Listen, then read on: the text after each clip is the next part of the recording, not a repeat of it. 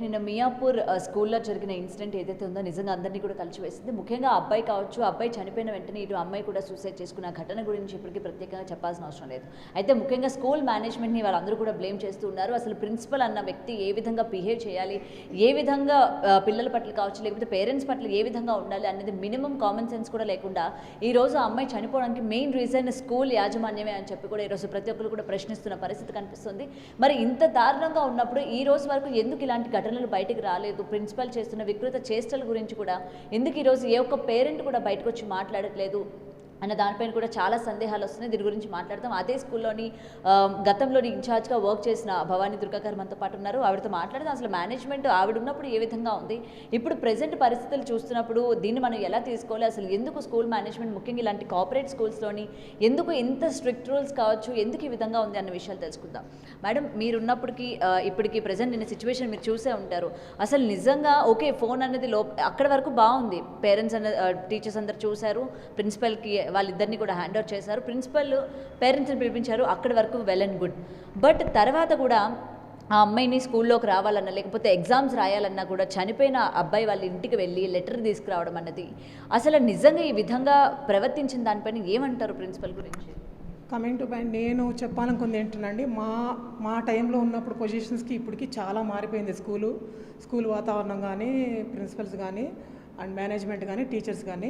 నేను మొన్న 3 days నుంచి రీచ్ అవ్వాలని చూస్తున్నాను మిమ్మల్ని ఈ విషయం మీద మాట్లాడాలని. చాలామంది ఇప్పుడు చదివిస్తున్న పేరెంట్స్ కూడాను ఎవరు ఇంతవరకు వచ్చి దీని మీద నోరిప్పిపోవడం నాకు చాలా బాధాకరంగా ఉంది. నోరిప్పాలండి, ఎవరు మనల్ని ఏమనరు, మనం బాధపడద్దు, మనం మాట్లాడాలి. మనం తెలియజేయకపోతే ఈ కార్పొరేట్ స్కూల్స్కి మార్పు రాదు. మనం ఏది ఉందో అది వివరంగా తెలియచేయాలి, నోరిప్పాలి. మన పిల్లలు ఏం ఫేస్ చేస్తున్నారు, మనం ఇది లోపలే ఉండిపోతే ఎప్పటికీ నిజాలు బయటికి రావు.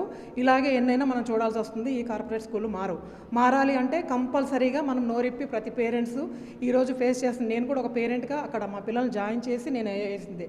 అయితే ఈ విషయం ఏంటనంటే, ఈ పిల్లల్ని ఇంత దూరం ఇలా తీసుకొచ్చేది అంటే కేవలం పిల్లలు మన దగ్గర కంటే, ఇంట్లో కంటే పిల్లలు ఎక్కువ ఉంటుంది స్కూల్లోనే. ఇది అందరూ గుర్తుపెట్టుకోవాలి. ఇంట్లో కంటే ఎక్కువగా పిల్లలు స్కూల్లోనే ఉంటారు. స్కూల్లోనే ఉంటున్నప్పుడు పిల్లలు మనం వాళ్ళ టీచర్స్ని నమ్మి వాళ్ళ దగ్గర అప్పచెప్తాం. వాళ్ళు ఎంతో పొలైట్గా, ఎంతో ఇదిగా, చాలా సెన్సిటివ్గా డీల్ చేయాల్సిన దాన్ని హార్ష్గా డీల్ చేసి 2 పిల్లల ప్రాణాలని వాళ్ళ అసలు వెనక్కి తీసుకురాలేం. అందరూ కూడా 3 రోజుల నుంచి వింటున్నాను నేను, కాంపన్సేషన్ ఇస్తారా, న్యాయం చేస్తారా? ఏం న్యాయం చేస్తారండి? ఏది చేయలేరు. ప్రాణం పోయింది, ఇంకా న్యాయం చేయడానికి ఏం లేదు.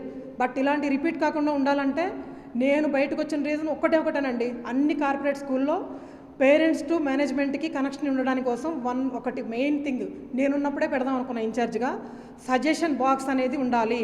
అది డిజిటల్గా పెడతారా, మాన్యువల్గా పెడతారా అనేది నాకు తెలియదు, కానీ సజెషన్ బాక్స్ ఉండాలి అన్ని కార్పొరేట్ స్కూల్స్లో. ఏమి రీచ్ అవుతుందనేది డైలీ వాళ్ళు మానిటర్ చేసుకునేటట్టుగా మేనేజ్మెంట్కి తెలియాలి. పిల్లలు కానీ, పెద్దవాళ్ళు కానీ, ప్రిన్సిపల్స్ కానీ, టీచర్స్ ఏం చేస్తున్నారనేది డైరెక్ట్గా మేనేజ్మెంట్కి రీచ్ అయ్యేటట్టుగా సజెషన్ బాక్స్ ఉండాలి. ఇవి ఇక్కడ ప్రిన్సిపల్ దగ్గర ఉండటం, టీచర్స్, ప్రొఫెషనల్ టీచర్స్ బాగా వెల్ ట్రైనర్స్ అని అంటున్నారు, కానీ వెల్ ట్రైనర్స్ వాళ్ళ ఇవాళ వాళ్ళ ఎక్స్పీరియన్స్ని ఇంత దుర్యోగం చేస్తున్నారు బాగా. వాళ్ళు ఎక్స్పీరియన్స్ అసలు దేనికండి? అంత ఎక్స్పీరియన్స్ గ్యాదర్ అయ్యే కొద్దీ ఓపిక పెరగాలి, కానీ పేషెంట్నెస్ లేదు. ఇవాళ నేను మాట్లాడడానికి రీజను ఇంకొకటి కూడా ఉంది. ఇప్పటికీ నా చిన్నబ్బాయి అక్కడే చదువుతున్నాడు, మా చెల్లి కొడుకు.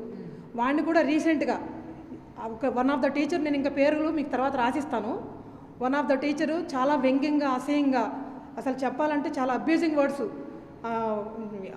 నీ బాడీ ఇదేంటి, బాడీ షేమింగ్ కానీ. నేను అది కూడా అడుగుదాం అనుకుంటున్నాను. ఎందుకంటే స్టూడెంట్స్కి ఒకవేళ స్టూడెంట్స్ బాడీ షేమింగ్ గురించి మాట్లాడుకుంటే టీచర్స్ చెప్పాలి.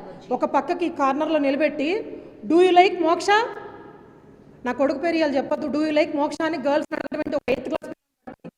బట్ ఇంత క్రూయల్గా అయితే ఇలా మారుతారని నేను అనుకోవట్లా. కేవలం అబ్బాయికైనా లేకపోతే అమ్మాయిలు కూడా అలాగే నించోబెట్టి తను మీకు నచ్చిందా లేదా, తనలో ఏం నచ్చింది. నేనైతే నా కొడుకు ఫేస్ చేసింది, ఇంటికి రాగానే పెద్దమ్మాయి ఇలా జరిగింది, అసలు నా పిల్లలు చదువుకున్నారు, నేను కూడా అక్కడ వర్క్ చేశాను ఒక నమ్మకంతో నేను ఆ స్కూల్లో వేశాను. నాకు గ్రిప్ ఉంటుంది కదా, రేపు పొద్దున్న పిల్లలకి ఏమైనా మంచి అయినా చెడ్డైనా కొంచెం ఫీజు లేట్ అని చెప్పుకోవచ్చు అనే ఒక ఉద్దేశంతో అక్కడ వేస్తాను.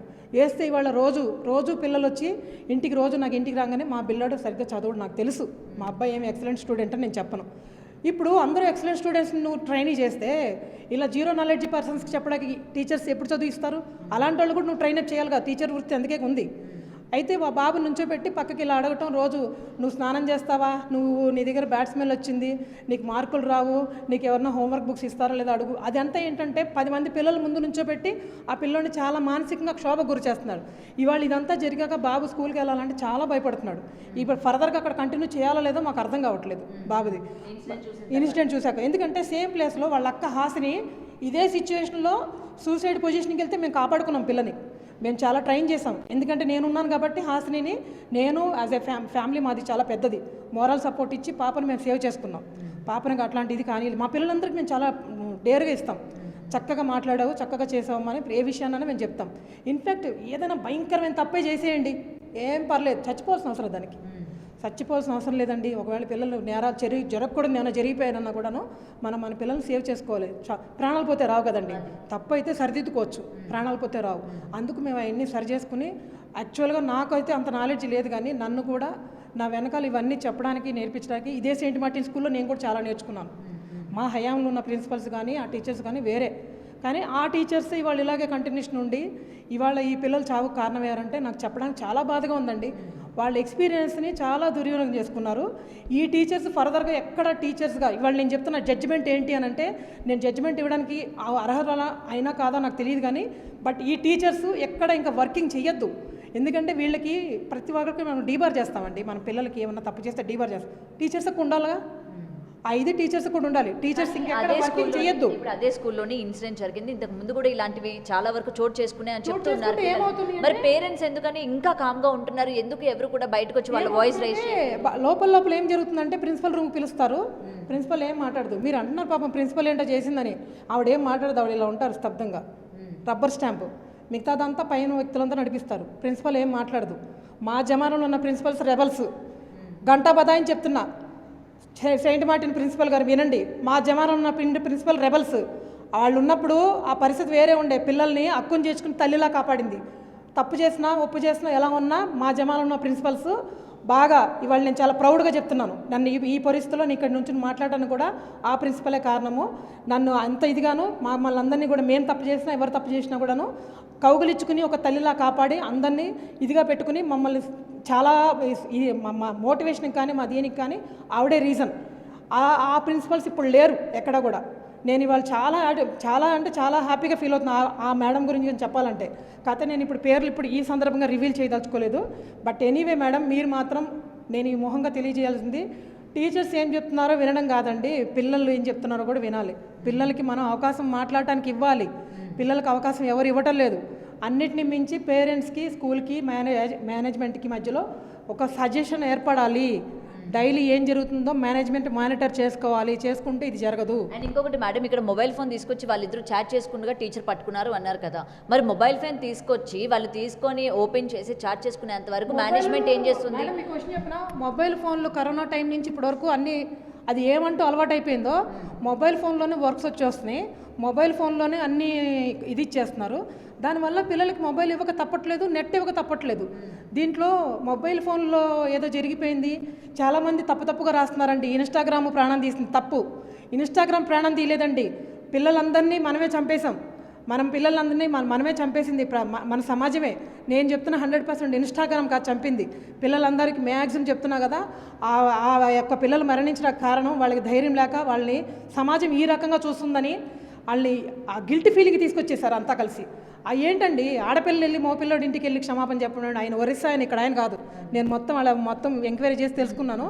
నాన్ లోకల్ పర్సన్ ఎవరైతే బాబు ఉన్నాడో ఆ బాబు లోకల్ పర్సన్. ఈ సందర్భంగా చెప్పొచ్చు, చెప్పకూడదు, బట్ చేయాలి. వాళ్ళకి నాన్ లోకల్ పర్సన్కి ఆల్మోస్ట్ అభద్రతా భావం ఉంటుంది. సో ఆ ఫీలింగ్లో ఆయన ఏడుస్తున్నాడు తప్పితే ఏం మాట్లాడాలి. ఇన్ఫ్యాక్ట్ నేను మాట్లాడిన ధైర్యంగా కూడా మాట్లాడలేకపోతున్నాడు.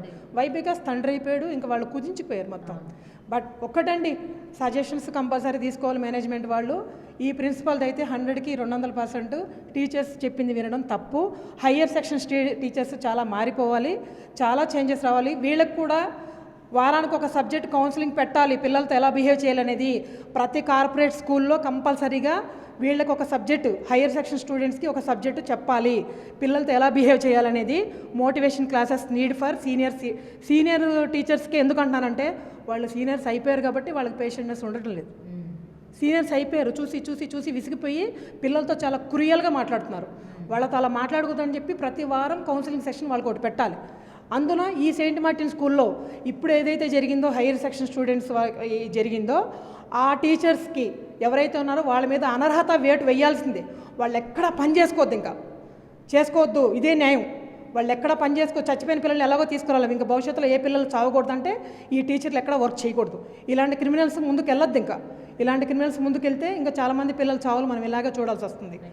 రైట్ అండి. మీరు ఈ ఇన్సిడెంట్ చూసిన తర్వాత మళ్ళీ మీరు స్కూల్కి వెళ్ళడం కానీ ఇప్పుడు మేనేజ్మెంట్, ఎందుకంటే ఆల్రెడీ మీ అబ్బాయి అక్కడ ఉన్నారని చెప్తున్నారు కాబట్టి అసలు ఏ విధంగా ఉంది, మనం కూడా ఒకసారి వెళ్ళి డైరెక్ట్గా టీచర్స్తో మాట్లాడదాం. వాళ్ళకు కూడా ఇంతకుముందు మీరు ఎలాగో వర్క్ చేశారు కాబట్టి వాళ్ళతో మాట్లాడే ప్రయత్నం కానీ చేశారు, ఈవెన్ ప్రిన్సిపల్తో కానీ? ఇంకా నేను చేయలేదండి, ఎందుకంటే అక్కడ గేట్ దగ్గర ధర్నాలు జరుగుతున్నాయి. మన 2 times ATM దగ్గరికి వెళ్ళి చూశాను. ఏమైనా అవకాశం ఉంటే మాట్లాడదాము. అక్కడ నాకు సంబంధించిన పర్సన్స్ కొంతమంది ఫ్రెండ్స్ ఉన్నారు టీచర్స్లోనే, సో మాట్లాడదాం అనుకున్నాము, వెళ్ళలేదు. కానీ భవిష్యత్తులో మా చిన్న అబ్బాయికి కానీ ఏమన్నా మేము టీసీ తీసుకున్నప్పుడు ఏమన్నా ఆపద కలిగినా ఏమన్నా ఏదైనా సేమ్ నేనైతే ఆ పిల్లలు కాబట్టి ఈ మాత్రం మాట్లాడాను. నా బిడ్డల జోలికి వస్తే ఇంకో రకంగా ఉంటుంది. అప్పుడు నేనైతే వదిలిపెట్టను ఏదైనా. ఆ పేరెంట్స్ లాగా అంత చిన్న తక్కువ మనిషిని కాదు కాబట్టి నా మోక్షజ్ఞ గురించి మాత్రం మోక్షజ్ఞకి ఎలాంటి హాని ఇప్పటివరకు నేను ఓపిక పట్టాను. మొన్న ఈ ఇన్సిడెంట్ కంటే 2 రోజుల ముందు మా చెల్లెలు కంప్లైంట్ చేసి వచ్చింది, ఇలా అని చెప్పి. వాళ్ళు వెళ్ళా, అది అవ్వగానే 2 రోజులకి ఇలా జరిగింది. మేము యాక్చువల్గా పోలీస్ స్టేషన్కి వెళ్దాం అనుకున్నాం, ఇలా జరుగుతుందని. కానీ పోలీస్ స్టేషన్లో అంత న్యాయం జరుగుతుంది. వాళ్ళకి 190 కేసులు ఉంటాయి, చాలా చిన్న కేసు. ఇక్కడ మారాల్సింది టీచర్స్. పోలీస్ స్టేషన్ వాళ్ళు ఏం చేస్తారు? క్రైమ్స్ కదా వాళ్ళు చూసేది. వీళ్ళు మారరు టీచర్లు. మనం జరపాల్సింది వీళ్ళకే, ఈ టీచర్సే మారాల్సింది. చూసి నాకు 4 ఏళ్ళ నుంచి నా కొడుకు చదువుతున్నాడు. ఇంకా ఎన్ని రోజులు మేము ఇది చేయాలి? ఈ ఇన్సిడెంట్ తర్వాత ఈ దుర్గాభవాని మాట్లాడటం వల్ల ఆ పిల్లవాడికి ఏమన్నా హాని జరిగినా దానికి మీరు రెస్పాన్స్ ఇవ్వాలి మేడం. మా అబ్బాయికి మాత్రం మా ఇదిని మాత్రం రెస్పాన్సిబిలిటీ ఫర్దర్గా ఏమన్నా కానీ బాబుని ఏమన్నా అబ్యూస్ చేసినా ఏమన్నా ఇది చేసినా మాత్రం మళ్ళీ ఇదే మీటింగ్ పెట్టేస్తాను. నేనైతే ముందే చెప్తున్నాను మేడం. నేను ఎందుకంటే చాలామంది భయపడి వాళ్ళ పిల్లలు ఉన్నారు కదా అని రారు. నేను అలా భయపడే మనిషిని కాదు. అన్ని టీవీ మొహంగానే నేను చెప్తున్నాను అందరికీ. కానీ భవిష్యత్తులో మాత్రం ఇలాంటి రిపీట్ చేయమాకండి దయచేసి. హైయర్ సెక్షన్ స్టూడెంట్స్ అందరికీ నాది మనస్ఫూర్తిగా దండం పెట్టి చెప్తున్నా. మనం ఉన్నప్పుడు ఎంత నవ్వుతూ ఆహ్లాదంగా చేశామో అలాగా చెయ్యండి. నేను ఉన్నప్పుడు కెమెరాలు పెట్టించాను, అన్నీ మేనేజ్మెంట్ సొమ్మే. కెమెరాలు పెట్టించి మానిటరింగ్ అన్నీ చేసి లీడ్ తీసుకుని మేము ఎక్కువ మేడం ఏ ఇన్ఛార్జ్ బాయ్స్ వాష్రూమ్ దగ్గర ఉండరు. నేను బాయ్స్ వాష్రూమ్ దగ్గర ఇలాగే నుంచునే ఉంటాను. వాళ్ళు లోపలికి వెళ్ళి బయటకు వచ్చేదాకా నుంచునే ఉంటాను చూసుకుని. ఎందుకంటే పిల్లలు ఏం చేస్తున్నారు, లోపల ఏమైనా కొట్టుకుంటారేమో, కొట్టుకునే పిల్లల్ని కూడా జాగ్రత్త తీసుకొచ్చాం. ఇన్ఫ్యాక్ట్ ఆ స్కూల్లో చదువుతున్నప్పుడు మా పిల్లలు కూడా చాలా ఫేస్ చేసి ఉన్నారు. బట్ నేను నా పిల్లలు మంచిగా చదివించుకుని బయటపడ్డాను. ఎందుకంటే నేను ఉన్నాను కాబట్టి జాగ్రత్తగా ఉన్నది. నా పాపను వేసానని నేను అక్కడ చదివించాను, నేను అక్కడ ఉన్నాను. నా 2 పిల్లలు కూడా అక్కడే చదువుతున్నారు, చక్కగా బయటకు వచ్చాం. కానీ ఈ ఇన్సిడెంట్ వల్ల నేను ఆది నుంచి మా హాస్టల్ దగ్గర నుంచి మేము హెచ్చరిస్తూనే ఉన్నాం. పరిస్థితులు బాగాలేవు, చూసుకోండి టీచర్, చూడండి మీరు ఇలా మాట్లాడకండి అని చాలా ఓపికగా చెప్పుకుంటూ వస్తున్నాం అందరు సబ్జెక్టులు టీచర్కి. నాట్ ఓన్లీ ఒక సబ్జెక్టు, ఎస్పెషల్లీ కోఆర్డినేటర్స్ ఇన్ఛార్జీలు తీసేసి ఇప్పుడు ఎవరో స్పెషల్గా కోఆర్డినేటర్స్ సీనియర్ టీచర్స్ అంటున్నారంట. సీనియర్ టీచర్స్కి ఓపిక చచ్చిపోయింది. ప్రిన్సిపల్ గారు వాళ్ళని ఇంకా వాళ్ళు పనిచేయరు, ఇంకా డ్యూటీకి పనిచేయరు, వాళ్ళు తీసేయడం మంచిది. సీనియర్ టీచర్స్కి పేషెంట్నెస్ లేదు. వాళ్ళ ఇంట్లో ఉన్న ఇదంతా ప్రెజర్ అంతా తీసుకొచ్చి పిల్లల మీద పెడుతున్నారు. జస్ట్ వాళ్ళని రిమూవ్ చేసేసేయండి. ఇంకా చెప్పాలంటే వాళ్ళు ఇంకెక్కడ వర్కింగ్ చేయకూడదని బ్యాన్ చేసేసేయండి, మరీ మంచిది. వాళ్ళకి ఇంకా రెస్ట్ ఇచ్చేయండి. 15 ఏళ్ళ నుంచి చేస్తారు, ఇంకెందుకు వాళ్ళు 15 ఏళ్ళ నుంచి చేస్తున్నారు కాబట్టి ఇంకా వాళ్ళకి ఓపిక నశించిపోయి పిల్లల మీద రుబ్బుతున్నారు. ఇంకా ఆ పిల్లలకి న్యాయం చేయండి అని నేను అనలేనండి. నాకు 2 పిల్లలు ఉన్నారు. న్యాయం జరగదు మేడం, న్యాయం జరగదు. న్యాయం అంటే ఇప్పుడు ఏ విధంగా జరుగుతుంది? ఇప్పుడు పిల్లలు చచ్చిపోతే డబ్బులు ఇస్తే న్యాయం కాదు, ఏం జరిగితే న్యాయం కాదు. ఆయన అన్నాడు నా బిడ్డకి న్యాయం చేయమంటే ఆయన నువ్వు వెళ్ళి దూకేమంటే ఆ పిల్లలు దూకేసింది. ఇవాళ ఆ తల్లికి నోట్లో నుంచి మాటే వస్తలేదు. వాళ్ళకి మనలాగా తెలుగు చెప్పలేకపోతున్నారు ఏం జరిగిందని. హిందీలో మనం చెప్తే వాళ్ళకి తెలుగులో ఒకటి అర్థమవుతుంది హిందీలో. పాపం వాళ్ళు నిన్న మీరు మాట్లాడుతున్నప్పుడు అది కూడా ఇంటర్వ్యూ చూశాను నేను, ఏమీ అర్థం కావట్లేదు, ఏమీ ఇది లేదు అసలు. పాపం ఏం న్యాయం చేస్తారో ఏమిదో. కానీ నిన్న నేను వెళ్ళినప్పుడు అక్కడ చూసినప్పుడు కూడా బాడీని తీసుకొచ్చి సెయింట్ మార్టిన్ స్కూల్ దగ్గర పెట్టారు. వాళ్ళు ధర్నా చేసేటోళ్ళు, రకరకాల రాజకీయ పార్టీ వాళ్ళు వచ్చారు. అదొక వింతగా ఉంది చూడటానికి. అసలు అది ముందు సభ్య సమాజం సిగ్గుపడేటట్టు ఉంది రాజకీయ నాయకులు మాట్లాడుతుంటే. అది అసలు యాక్సెప్టే చేయొద్దు చెప్పాలంటే. ఇప్పుడు ఆ పిల్లలిద్దరూ నష్టపోయినందుకు గాను ఆ 2 పేరెంట్స్కి, ఆ 2 తల్లిదండ్రులకి, ఆ 2 పిల్లల తల్లిదండ్రులకి ఏ రకంగానూ మనం కడుపు కోసం తీర్చలేం. భవిష్యత్తులో ఇలాంటి రిపీట్ కాకూడదంటే టీచర్స్ అందరికీ ఆ టెన్షన్ ఫ్రీ క్లాసెస్ అనేది, మోటివేషన్ క్లాసెస్ అనేది మస్ట్ అండ్ షుడ్. పేరెంట్స్కి మేనేజ్మెంట్స్కి మధ్యలో suggestion box must and need. ఇంకోటి ఏంటంటే కంపల్సరీగా ఎవరైతే ప్రిన్సిపల్స్ ఉన్నారో, ఏ కార్పొరేట్ స్కూల్ ప్రిన్సిపల్స్ అయినా కంపల్సరీగా పిల్లల్ని తీసుకుని వచ్చి చక్కగా మన దగ్గరగా, మన పిల్లలు మన 12 గంటలు మన దగ్గర ఉంటారు, మన దగ్గర పెట్టుకుని చాలా జాగ్రత్తగా సెన్సిటివ్ డీల్స్ని చాలా జాగ్రత్తగా డీల్ చేయాలి. ఫోన్లు ఇవ్వడం తప్ప, ఫోన్లు ఇవ్వడం నేరం గర్వం అని ఇప్పుడు అది నేను ఆపలేం. ఫోన్లు ఆన్లైన్ క్లాసెస్ మొత్తం ఆన్లైన్ అయిపోయింది, ఫోన్లు ఆపలేం. కానీ పిల్లల్ని మోటివేషన్ చేయడం ఎలాగా, ఫోన్లు ఎవరు చదివించుకోవట్లేదు, ఫోన్లో పిల్లలు చదివించుకోవట్లేదా, అందరు చదివించుకుంటున్నారు. కానీ దాన్ని ఎలా కంట్రోల్ చేసుకోవాలి, మనం పిల్లల్ని ఎలా జాగ్రత్త పెట్టుకోవాలనేది దిశగా వెళ్తే బాగుంటుంది మేడం. నా ఉద్దేశం అయితే అది, మిమ్మల్ని పిలిచిన ఉద్దేశం కూడా అదే. గతంలో మేము చాలా పొలైట్గా తీసుకెళ్ళాం, ఇప్పుడు మాత్రం ఇంకా ఇది ఇంత అన్యాయం నేనైతే తట్టుకోలేకపోతున్నాను. నాకు ఇంకా వాట్స్ రావట్లేదు చెప్పాలంటే, చాలా అండి ఇదైతే. నేను మల్లారెడ్డి గారికి కూడా చెప్పాలనుకున్నాను, బట్ ఆయన పేరు తీయొచ్చో తీయకూడదో కూడా తెలీదు. బట్ సార్ ఇవన్నీ గమనించండి మీరు. మా ఇన్స్టిట్యూట్లో ఇంతవరకు ఇంత తప్పు జరగలేదని మొన్న ఈ మధ్యలో మీరు వచ్చిన వీడియోలో చూశాను నేను. ఇంత తప్పు లేదు, ఇంత ఇది లేదని మీరు చాలా ప్రౌడ్గా చెప్పుకున్నారు. ఇవాళ చూడండి సార్ ఏం జరుగుతుందో స్కూల్లో, చాలా దారుణం జరుగుతుంది సార్. మిమ్మల్ని ఓట్లేసి గెలిపించుకున్నాము, మీకోసం నేను చాలా క్యాంపెయిన్ చేశాను. నేను దుర్గాభవాని సార్, మీరు చాలా మమ్మల్ని వచ్చినప్పుడు చాలా అప్రిషియేట్ చేసేవారు. ఒకసారి నా వీడియో మీరు ఇప్పుడు చూసి ఉంటే, ఒకసారి మీరు లైవ్కి వచ్చి చూసుంటే మీకు కూడా గుర్తుపడతారు. స్కూల్లో ఏం జరుగుతుంది ఇంకేమైనా మీరు తెలుసుకోవాలనుకుంటే నేను పర్సనల్గా కూడా రీచ్ అవ్వచ్చు. ఆల్రెడీ మీ పిఏ దగ్గర నా నెంబర్ ఉంది sir, Durga Bhavani sir. Thank you. So అదే స్కూల్లో వర్క్ చేస్తున్న మేడం మాటలు కూడా విన్నాం కదా. ఇప్పుడు ప్రెజెంట్ పిల్లలకి పట్ల ఏ విధంగా మేనేజ్మెంట్ వ్యవహరిస్తుంది, అటు అబ్బాయిలు కావచ్చు లేకపోతే అమ్మాయిలు కావచ్చు, ఇటు బాడీ షేమింగ్ చేయడం కావచ్చు, లేకపోతే అబ్బాయిలో ప్లస్లు ఏంటి మైనస్లు ఏంటి, స్నానం చేసి వస్తున్నారా లేదా, అమ్మాయిల్లో ప్లస్లు ఏంటి మైనస్లు ఏంటి అని క్లాస్ అందరి ముందు నించోపెట్టి చాలా అవహేళన, ముఖ్యంగా ఇటు స్టూడెంట్స్ చేశారంటే ఒక రకం అనుకోవచ్చు, లేకపోతే మేనేజ్మెంట్ ఉన్న టీచర్స్ కోఆర్డినేటర్స్ అని చెప్పుకుంటున్న వీళ్ళు స్టూడెంట్స్ పట్ల వ్యవహరిస్తున్న ఈ తీరుని నిజంగా అందరూ కూడా ఖండించాలి. ముఖ్యంగా పేరెంట్స్ అందరూ కూడా బయటకు వచ్చి వాయిస్ రైజ్ చేయాలి. నెక్స్ట్ టైం ఏ ఒక్క పిల్లలు కూడా ఈ విధంగా వీళ్ళలాగా సూసైడ్ చేసుకునే పరిస్థితి రాకుండా ఉండాలి అని చెప్పైతే వాళ్ళ దుర్గాభవాని గారు మీడియాని ముఖ్యంగా కూడా కోరుతున్న పరిస్థితి కనిపిస్తుంది. For more videos like this, subscribe Big TV channel.